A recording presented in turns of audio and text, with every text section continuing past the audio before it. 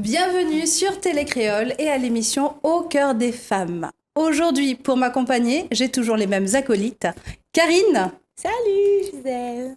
Carole. Salut Gisèle. Anissa. Salut. Et Laurence. Bonjour. Laurence qui nous accompagne exceptionnellement aujourd'hui. Merci Laurence. Tout le monde va bien ? Merci. Super. Très bien. Tout va bien. Génial. On adore. Alors, bienvenue sur cette troisième émission, il me semble. Oui. Et moi, aujourd'hui, j'ai eu envie de partager une belle rencontre que j'ai fait ce week-end. Ce week-end, je suis sortie et je suis partie voir... Oui, il faut. Je suis partie voir une talentueuse chanteuse, Maëva Fourez, au Théâtre Saint-Gilles. Et j'ai rencontré une personne que j'avais envie de connaître avec vous plus longuement. Génial. Et je vous présente Laurence Akossi. Merci d'être là, Laurence. Voilà. Merci. On a la chance de la voir aujourd'hui. Donc, quand on parle de Laurence Akossi, si vous la connaissez, les filles, on parle de consulting, on parle de coaching. Est-ce que tu peux nous expliquer un petit peu qu'est-ce que c'est, qu'est-ce que tu fais, qui tu es ? Alors, je m'appelle Laurence Akossi, je suis donc consultante en communication personnelle et accélératrice de réussite professionnelle. Donc, mon métier, en fait, c'est de travailler avec des entrepreneurs féminins et masculins aussi, et de leur permettre d'atteindre leurs objectifs, de pouvoir travailler avec eux sur leurs projets personnels. Je m'occupe de dirigeants, d'élus aussi, par rapport à leur communication personnelle, donc savoir un petit peu se mettre en avant, prendre la parole en public, communiquer adéquatement par rapport à leurs objectifs. Voilà. D'accord. Donc, tu t'occupes des plus grands. Et des plus grandes aussi. Des plus grandes. Et même des petits qui veulent devenir grands. Tout à fait. Ouais, c'est ça. Exactement. Super intéressant. Tu vis à la Réunion ? Oui. Alors, ça fait 1 an et demi que je fais un petit peu l'aller-retour entre Miami et La Réunion. Tout le monde trouve ça un petit peu exotique. Miami. Oui. Et voilà, donc ça fait 13 ans que je suis sur le territoire américain, nord-américain notamment. J'ai fait mes études au Canada. Ensuite, j'avais de grands projets et je me suis toujours vue vivre aux États-Unis. Alors, je me suis dit, pourquoi pas tenter l'aventure américaine, et c'est ce que j'ai fait. À quel âge ? Voilà. J'ai 31 ans. Wow. Donc le rêve peut, si on rêve, ça American Dream. Oui. on peut devenir réalité en fait. Je veux dire, si on se donne les moyens. Donc on est bien devant le portrait atypique qu'on peut réussir même si... Tout à fait. La Tout à preuve fait. vivante. C'est ça. Tout a commencé quand, Laurence ? Tout a commencé, donc je venais d'avoir mon bac. Et un peu en amont, un petit peu avant, je suis allée voir la conseillère d'orientation au lycée et je lui ai dit, voilà, moi je veux devenir une super businesswoman et je veux travailler aux États-Unis. Et elle m'a dit, tu reviens quand tu as un rêve, quelque chose qu'on peut vraiment réaliser. Coucou la conseillère. Salut. Tiens, la conseillère. Et elle m'a dit, en fait, c'est impossible, tu ne peux pas. Et à la question, pourquoi ? Parce que tu viens de l'île de la Réunion, parce que tu es une fille, parce que tu ne sais pas parler anglais, parce que tu as fait L. Donc, tu peux pas devenir une femme d'affaires, et encore moins à la Réunion. Par contre, pense à peut-être travailler dans une librairie éventuellement. Waouh. C'est ce que je pense Très qui beau tire. projet. Alors, le nom de la conseillère d'orientation est son numéro. Vous voyez défiler en bas de Retrouvez l'écran. ça sur notre page Facebook. Et là, on va avoir des likes. D'accord, donc on t'avait dit que c'était pas possible et du coup, toi, tu avais ce rêve-là. Et voilà, quel a été ton déclic en fait pour te dire non, j'y crois, j'y vais. Oui, alors en fait, l'histoire est très particulière parce qu'en fait, j'ai été élevée seule par ma maman dans une cité. Donc encore, les gens y croient encore moins. Et le déclic, en fait, ça a été de regarder ma maman se donner tous les moyens qu'elle pouvait pour m'éduquer. Elle a eu très peu d'éducation. Elle n'a pas pu aller à l'école, malheureusement. Et elle s'est dit, en fait, moi, je suis peu éduquée, mais j'aimerais que ma fille soit éduquée, donc rends-moi ce service. Elle est accrue, quoi. Et du coup, de me réveiller tous les matins, de voir ma maman travailler, faire des petits boulots ici et là pour pouvoir s'en sortir, je me suis dit en fait que c'était une mission, c'est carrément devenu une mission de vie de pouvoir réussir. Et elle a toujours été là. Elle me disait, si tu veux aller sur la Lune, on met un petit plan en place et on va sur la Lune. Il n'y a jamais eu de frein à mon ambition. Elle a toujours été là. Elle a dit oui, c'est vrai, on vit dans une cité. C'est vrai que c'est pas évident. C'est vrai que maman a pas nécessairement beaucoup de moyens pour l'instant, mais on va y arriver. Et aujourd'hui, elle a créé ce déclic. Et aujourd'hui, elle travaille à l'hôpital. Elle forme en fait des jeunes en hygiène. Et aujourd'hui, c'est quelqu'un. Elle a fait des formations. Elle s'est formée pour avoir un métier dans lequel elle est très épanouie. Oh là là, merci maman. Oui. Merci maman. Ouais, franchement, merci maman. Souvent, on a des parents qui mettent leurs enfants dans des cadres et dans des cases. Et soit tu deviendras médecin, soit tu deviendras avocat, voilà. Mais c'est vrai que là, d'avoir une maman qui croit en son enfant comme ça et qui lui dit vas-y, tremplin, qui pousse, c'est extrêmement... voilà. Ouais. Moi, ça me fait mal au cœur. Hein. Oui. C'est où le truc qui pleure là? Tiens. Voilà. Non, moi, ça me touche énormément parce que franchement, je pars du principe que si jamais tu n'as pas le soutien qu'il faut à la maison, tu n'aurais jamais pensé à partir, quoi. Exactement. Et c'est grâce à ça, en fait. Même que les parents poussent, quoi. Oui. Vraiment pousser. Oui. Et le défi qu'on voit, en fait, parce que je suis dans plusieurs écoles, je m'investis vraiment auprès des jeunes, et je leur raconte toujours mon histoire, et je leur dis, en fait, que je ne suis pas quelqu'un d'extraordinaire, ou mon parcours n'est pas... j'ai pas eu de chance, en fait. J'ai créé mes propres opportunités, et je leur dis juste, en fait, qu'il faut garder un objectif, et cet objectif, peu importe ce qu'il est, il y a toujours une possibilité d'y arriver. Il y a des gens qui ont fait des choses incroyables et qui voyagent partout dans le monde et qui viennent de l'île de la Réunion et on est capable en fait. Et j'encourage aussi les mamans et les papas à booster. À booster et à encourager leurs enfants. Et il y a aussi un point très important que j'aimerais souligner. Je milite beaucoup, non seulement pour les femmes, pour qu'elles entreprennent toutes les sphères de leur vie, justement, pas juste entreprendre une carrière, mais entreprendre aussi à la maison, ce qu'elles ont vraiment envie de faire. Et l'éducation, c'est mon deuxième point. Pourquoi ? Parce qu'en fait, on se rend compte que les parents qui sont impliqués, même s'ils n'ont pas nécessairement les moyens, ils peuvent en fait encourager leurs enfants à faire de grandes choses. Et c'est de là d'où ça vient en fait. Et l'éducation est primordiale pour la réussite et le succès de peu importe l'individu. D'accord. Et tu as peut-être une anecdote d'un outil concret que ta mère qu'elle te disait qui faisait que ça te boostait, voilà. Un truc particulier qu'on pourrait remettre en place. Bah oui. Oui, alors je vais vous parler d'une petite anecdote que j'aime beaucoup. En fait, elle s'est répétée à plusieurs reprises et en fait, c'est surtout que ma mère était dans l'action.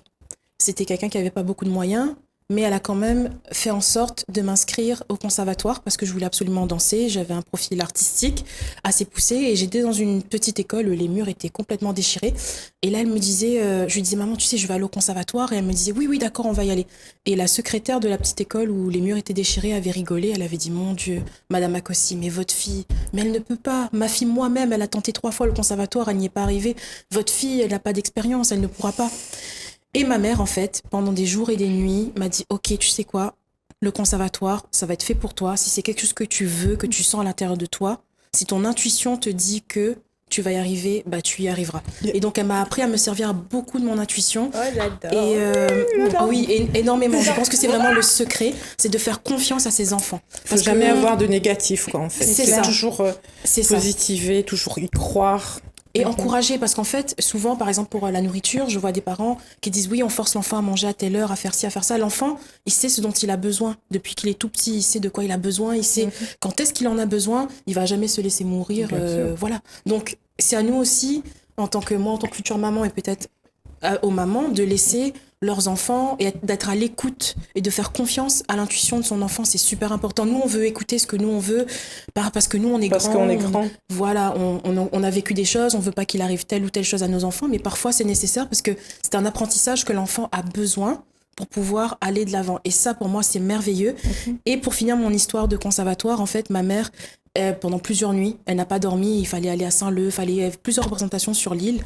Et en fait, des fois, ça arrivait qu'elle dorme dans la voiture et qu'elle m'attende parce que j'avais un rêve, j'avais envie de danser, j'avais envie de réussir et j'avais envie de m'épanouir.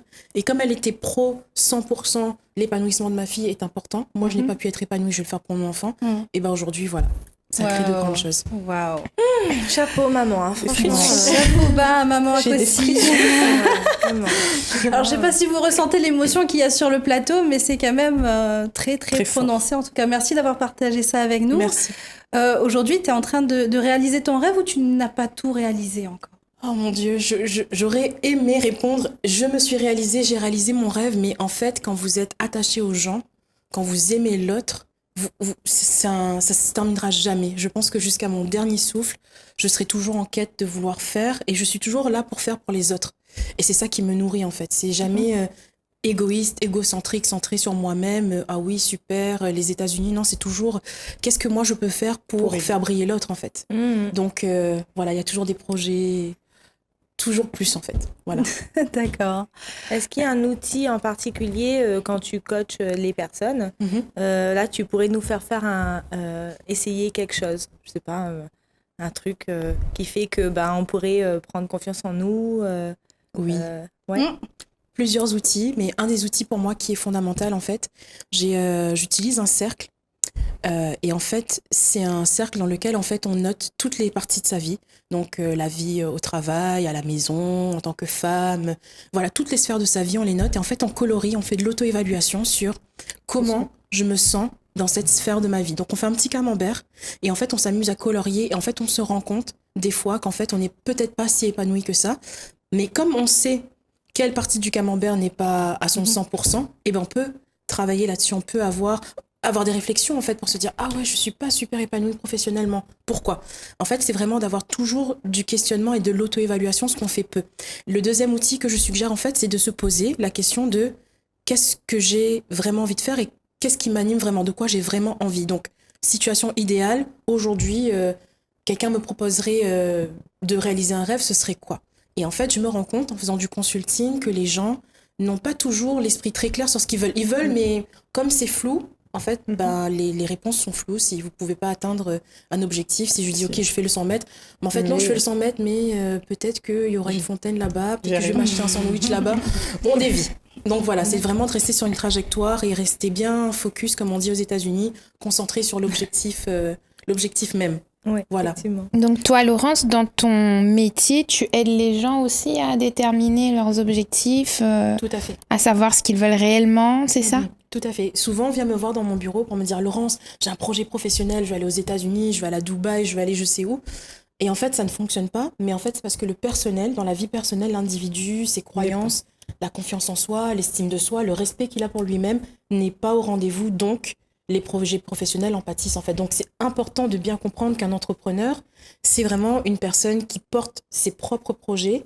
Et dans sa vie personnelle, on doit être en équilibre. Moi, je pense que c'est vraiment ça le secret dans toutes les sphères de sa vie, c'est est-ce qu'on est vraiment équilibré ? Une fois qu'on est équilibré, les portes s'ouvrent. Et c'est de garder l'équilibre. Ça, c'est autre chose aussi. Comme on est dans une émission de femmes, on sait que l'intuition féminine est très importante. Donc, je voulais savoir si tu as quelque chose, parce que moi, j'aime bien trouver les outils à chaque fois, des conseils sur comment développer son intuition et comment savoir s'écouter. Alors, très bonne question. Souvent, en fait, on se rend compte qu'on écoute un petit peu trop la musique de son entourage, papa, maman, les voisins. On est très conditionné par les valeurs et les croyances des autres. Donc, le premier travail à faire sur soi-même, c'est avoir une sorte de méditation pour se dire, OK, qui je suis, de quoi j'ai réellement envie. Et à partir de là, on est capable de co-construire, en fait. Et par rapport à son intuition, moi, je pars du principe que depuis qu'on est petit, on sait très vite dissocier le bien du mal, sauf qu'on l'écoute pas. On s'écoute très rarement. Les gens qui s'écoutent ont beaucoup plus de résultats que les gens qui s'écoutent pas, bien entendu. Donc, en fait, par rapport à l'intuition, c'est vraiment de rester propre à soi-même, de prendre un moment et de prendre un recul et se dire, OK, comment je me sens réellement par rapport à ça ? Est-ce que je me sens vraiment de faire telle ou telle action ? Et à partir de là, vous allez avoir des résultats, c'est sûr. Mais c'est s'écouter.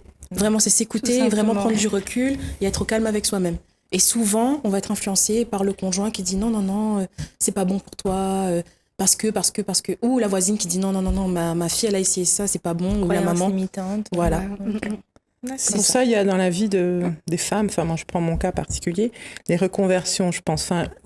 Toi, ça fait réfléchir ton explication, parce que moi j'ai un parcours j'ai fait plein de reconversions.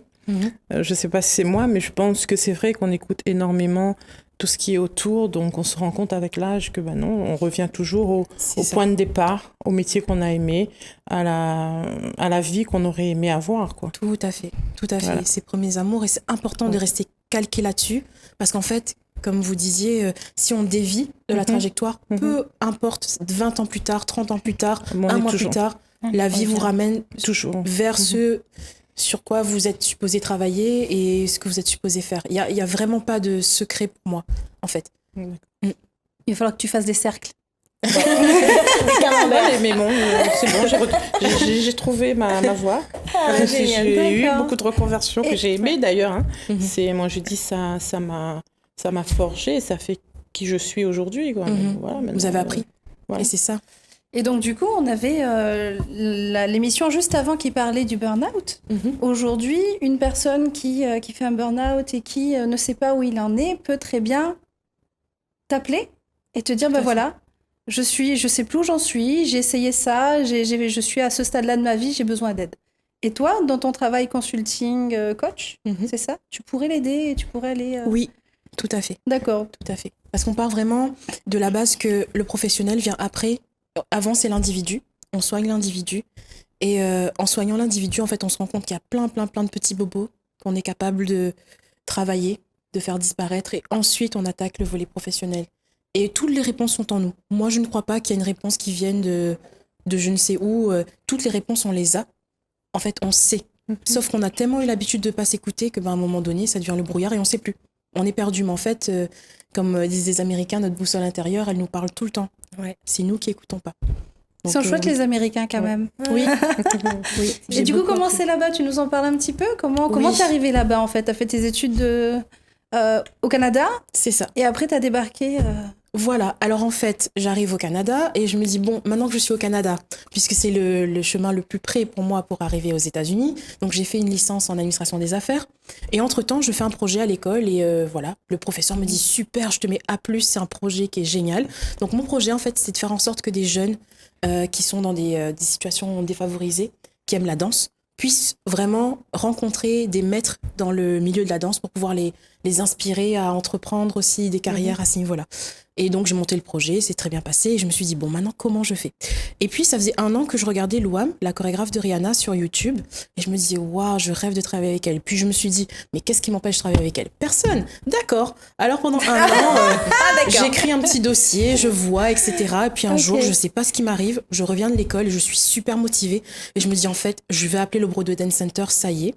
Je décroche le téléphone, j'appelle, je dis voilà, la chorégraphe de Rihanna, apparemment elle travaille dans vos locaux. Oui. Est-ce qu'elle est là vendredi? Oui, j'ai vu ça sur internet. D'accord. Est-ce que je peux venir? Bah oui, si vous voulez. Voilà. Je dis d'accord. Wow. Alors là, je me dis bon, je raccroche. C'est ça. Je me dis Seigneur, qu'est-ce que je fais? Et là, en pleine nuit, moins 40 degrés, un petit short, des savates, je cours au gabier en fait. Je vois qu'il me reste que $300 sur mon compte. Et là, je me dis bon, ok. Et on n'est pas le premier du mois, on n'est pas à la fin du mois. Je me dis, bon, d'accord. Et j'ai pris les $300. Je me suis acheté un billet de bus avec, j'ai un thon maïs dans mon sac, un Capri-Sun, de l'eau, mon petit dossier. La Réunion. Ouais. Exactement. J'en ai la Réunion avec moi dans mon sac et je me suis dit, ok, tu sais quoi? Et ben en fait, je tente le tout pour le tout avec un anglais comme ci, comme ça. Comme on dit, comme disent les Américains, a broken English. Je suis partie à 6h du matin, je suis arrivée, puis j'ai fait les 100 pas devant le Broadway Dance Center jusqu'à ce que ça ouvre à 8h. J'ai fait les 100 pas jusqu'à 21h, jusqu'à ce qu'elle arrive. Je l'ai vue par la vitre, elle dansait, elle était tellement belle et tout. Je me suis dit, waouh, ok, aujourd'hui c'est mon jour de chance. Et en fait, quand elle est sortie, il y avait plein de gens qui voulaient prendre des photos avec elle et tout. Et là, je me suis dit, ok, c'est à moi maintenant. Et là, je suis allée la voir. Bonjour, je m'appelle Laurence Akossi. Voilà, je viens de l'île de la Réunion, j'ai un rêve. Et mon rêve, en fait, c'est que des jeunes qui sont défavorisés puissent travailler avec vous, faire un masterclass. Vous venez nous rejoindre au Canada et voilà. Et elle m'a dit, non, vous êtes qui? Vous avez travaillé avec qui dans l'industrie? Je ne vous connais pas, donc non, je ne peux pas travailler avec vous. Alors là, je voulais pleurer, je voulais me rouler par terre. Mon Dieu, mon monde venait de s'écrouler. J'avais plus d'argent, j'avais tout misé là-dessus. Et en plus, c'est à ton maïs. Oui. Tu rigoles. Il ne restait plus rien. Et finalement, en fait, elle s'en va. Et là, je hurle dans le couloir. Donc, personne vous a donné votre première chance. Personne. Et là, elle se retourne. Elle me regarde et elle me dit, OK. Elle s'avance, elle prend mon dossier, elle dit, je te connais pas, je sais pas qui tu es, la Réunion, je sais même pas ce que c'est. Au revoir. Et elle part. Et là, je me mets à pleurer toutes les larmes de mon corps. Je me dis, mon Dieu, je suis tellement bête. Moi, qui viens du tampon, je pensais que je pouvais travailler avec une chorégraphe new-yorkaise qui travaille pour Rihanna, mais c'est du n'importe quoi. Franchement, n'importe quoi. Là, je rentre au Canada, déçue. Et 3 jours plus tard, je reçois un email qui me dit, je sais pas d'où tu sors, mais t'es tellement motivante, ton dossier était tellement complet. Franchement, je te fais un cadeau, je viens, à l'exception de... Voilà, si tu invites mon assistant, je viens. Si tu ne viens pas, s'il ne vient pas, je ne viens pas. Et voilà, ça a commencé comme ça. Je me suis fait féliciter par le maire de la ville. J'ai été nominée Réussite du Québec et voilà, mon aventure a commencé. Donc on est bien d'accord que même venant de la Réunion, oui. Même notre petit caillou. Tom is in the place. Voilà. Quelle histoire. Et donc, du coup, aujourd'hui, tu côtoies pas mal de grandes personnalités. Tu as développé ton réseau. Tout à fait. Tout à fait. Et s'en est suivi. Tu peux nous donner quelques noms de stars? Il y a un réseau là aussi. Chorégraphe de Justin Bieber, manager pour la succursale de Rihanna, pour tout ce qui est ses photographes, ses mannequins, etc. Donc, je suis vraiment dans un réseau assez large. Vous connaissez une personne qui vous présente une autre personne. Je suis invitée à chaque année à différents événements. Je peux aller aux Emmy Awards ou aux VMAs. Enfin. D'accord. Alors, comment on fait pour aller avec toi? Parce que là, tu me dis... Nous, on va au sac qu'il faut. C'est super. C'est déjà très bien. C'est international. Je veux dire, Thierry, j'arrête la télé. J'arrête l'émission.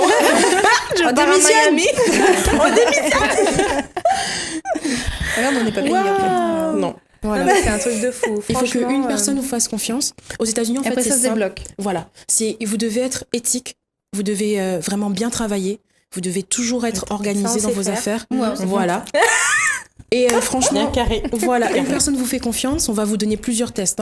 D'accord. Puis à un moment donné, on voit que vous êtes fiable et on vous laisse partir. On vous présente pas mal de personnes. Et vous créez votre réseau et vous discutez. Et les gens, en fait, une fois qu'une personne de confiance vous a référé, les autres vous font confiance aussi. C'est le réseau. Voilà. Est-ce qu'on peut dire qu'il est plus facile de réussir aux États-Unis que de réussir à la Réunion?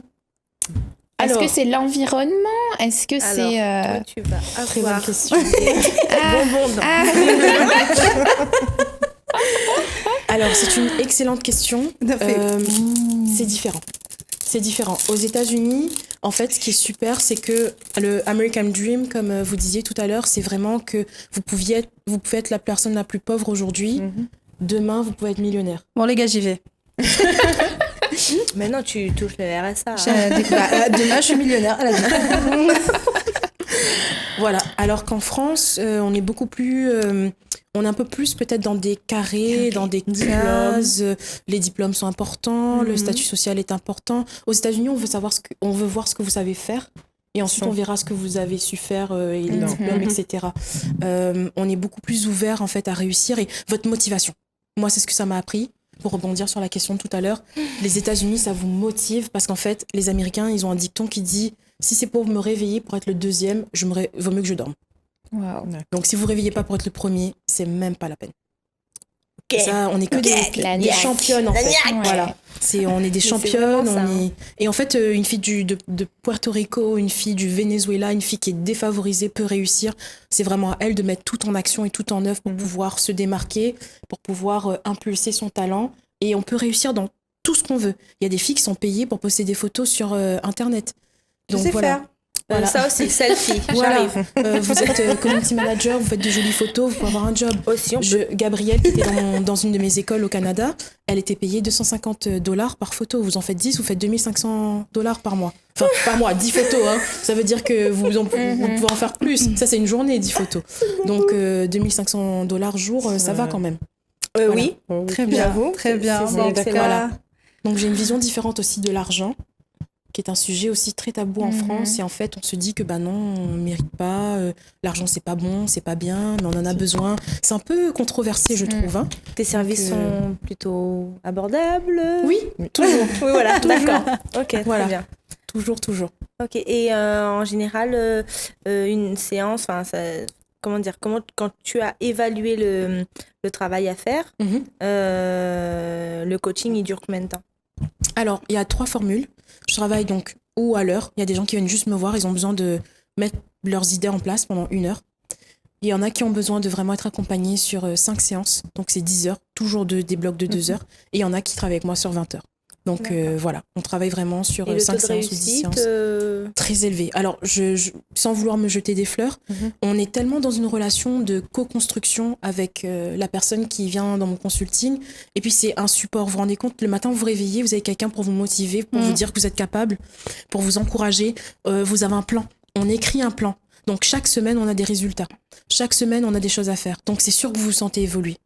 Et quand vous avez goûté à l'évolution, vous voulez plus faire marche arrière, c'est sûr. C'est donc voilà, j'ai vraiment une façon de travailler très à l'américaine où on démonte un petit peu tous les mécanismes mentaux et puis en fait on écrit bon ok je veux ça, d'accord, pour ça il faut ça et ça, et ensuite on est capable d'aller de l'avant. Et du coup tu fais bénéficier de ton expérience à l'américaine et de ton réseau. Exactement, voilà, aussi le réseau aussi, voilà. D'accord. Très bien, donc moi j'ai encore une petite question. Comment tu fais avec les gens qui ne veulent pas justement, en fait, ils viennent vers toi? Ils veulent pas. Et ils veulent pas forcément mettre cette motivation. Il y a un peu de mauvaise foi peut-être, ou en fait ils ont pas envie d'être sauvés, quoi, en gros. D'accord. Alors c'est arrivé déjà. C'est en fait l'humain est fascinant parce qu'en fait même s'il ne veut pas, il y a pas de bonne volonté, mais il est quand même là. Et en fait de lui rappeler en fait qu'il est là et que il a les capacités de pouvoir avancer. Ça fait déjà tout un travail. Parce qu'en fait, généralement, quand on vient me voir, on n'a plus la force d'avancer, on est démuni, on est à plat et on a l'impression qu'il n'y a plus rien qui marche. Donc, si moi, je vous explique toutes les qualités que vous avez et comment ça peut refonctionner, ben en fait, de manière générale, je vous ai préparé la soupe, vous avez juste à allumer le feu et voilà, la soupe, elle sera prête après. Et la magie agit. Voilà. On fait opérer pas mal de choses. Un petit conseil que tu pourrais donner aux jeunes, aux femmes, aux mamans, parce que j'ai compris que ça passe beaucoup et surtout par l'éducation. Donc, quel conseil tu pourrais donner aujourd'hui aux femmes qui nous regardent et qui se disent mais waouh, ce qu'elle me dit, ça m'inspire, j'aimerais tellement réussir, j'aimerais tellement accomplir quelque chose. Par quoi elles peuvent commencer en fait, tout simplement? Alors, il faudrait, c'est important surtout de prendre un papier et de se dire voilà, bon bah moi j'ai envie de quoi, et de vraiment se laisser aller, donc lâcher prise, même parce que mentalement parfois on veut des choses mais on n'est pas ouvert à trop se lâcher parce qu'on dit ah ce sera pas possible, il y a tel frein, il y a telle chose, etc. Donc vraiment de noter sur papier déjà une première auto-évaluation, de faire le travail avec soi-même, de dire ok ben moi je veux ça, et de quantifier, donc de dire ok 2020 j'ai tel projet, 2019 je veux telle chose. Déjà ça sera J'adore cette date. Voilà, donc déjà là on a fait un pas en avant, et puis en fait c'est vraiment de s'analyser et de se regarder soi en fait, d'avoir beaucoup d'amour pour soi d'abord, parce qu'on est toujours aux alertes avec les autres. Donc pourquoi pas avoir un recul et un moment pour soi d'amour et de se dire voilà bon ok ben j'ai envie de ça, j'aspire à ça, je sais pas comment, mais je vais le mettre sur papier et je vais tendre vers ça. Et se faire accompagner, c'est une très bonne option aussi. Super, alors on n'a plus qu'à. Où est-ce qu'on peut te retrouver? Alors, la façon la plus simple de me rejoindre, c'est sur mon réseau social qui est Facebook ou LinkedIn. Voilà. C'est ça. Et ou sinon, tout simplement, voilà, par email et par téléphone. Et mon site, voilà, je suis très accessible, et mon site, la nouvelle version de mon site sera très bientôt en ligne. Pour quelqu'un qui a fait tampon Saint-Paul alors qu'elle est malade, oui, je peux parler d'accessibilité. Moi, quand je suis malade, je suis pas comme ça. Bon, on ne dira pas aussi de vous mettre les coordonnées et puis la page de Laurence sur la page de Au cœur des femmes qu'il ne faut pas hésiter de liker et de partager, puisque du coup, on a eu un très bel échange aujourd'hui. Je pense qu'on arrive au bout de l'émission en plus. Vite fait, les actualités. Qu'est-ce que tu vas faire là qu'il faudra annoncer? Alors, 3 choses. La première des choses, merci beaucoup pour cette invitation, de pouvoir avoir une voix et de pouvoir inspirer d'autres femmes à entreprendre leur propre vie. Pour moi, c'est très important. Et je suis sûre que ça touchera aussi des hommes et des jeunes aussi. La première chose, ce serait 2019. J'ai vraiment envie de monter un club qui va vraiment permettre aux femmes, donc ce sera le premier club un peu à l'américaine, qui va permettre aux femmes en fait de faire un voyage par an avec moi aux États-Unis. Ok, je viens. François est un. Voilà, c'est une initiative, en fait, c'est un club qui va permettre aux femmes de pouvoir expérimenter les États-Unis, de voir autre chose, de s'inspirer d'une autre culture. Et c'est un objectif que j'ai, de faire ça une fois par an. Super. Donc avec différentes actions à mettre en place. Les filles. Voilà. Et en fait et des outils en fait que j'utilise dans mes consultings pour pouvoir construire en fait avec les femmes qui sont dans mon réseau, à pouvoir impulser leur talent. Donc ce sera vraiment un très bel échange, et c'est une technique très américaine mais de relation aussi. Et puis en 2020, Je ne l'ai pas souligné, mais en fait, j'ai 2 écoles, une à Montréal et une à Miami. Pendant mon parcours, j'ai fait ça pour du coup des jeunes entrepreneurs. Donc, ça va être une business school qui va ouvrir Horizon 2020.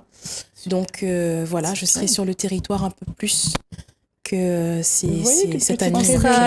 On sera au rendez-vous, on viendra faire des reportages et puis on vous fera voir les coulisses de la business school, c'est ça? Oui, c'est ça. Et voilà. Quand est-ce que tu reviens nous voir? Alors, dès que vous m'invitez, je serai au rendez-vous.